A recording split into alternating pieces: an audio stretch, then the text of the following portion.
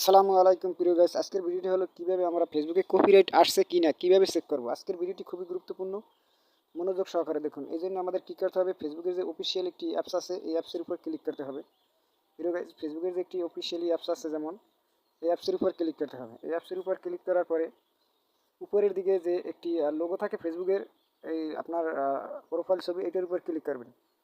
এটার উপর ক্লিক করার পরে প্রিয় গাইস, তারপর আপনি নিচের দিকে স্ক্রল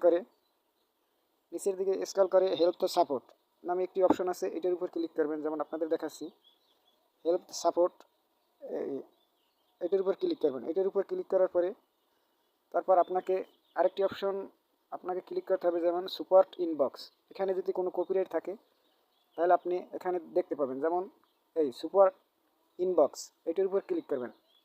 এটার উপর ক্লিক করার পরে আপনাকে দেখাবে লোডিং হওয়ার পরে যে আপনার আছে কিনা। তারপর ইউর অ্যালার্ট, এটার উপর ক্লিক করতে হবে।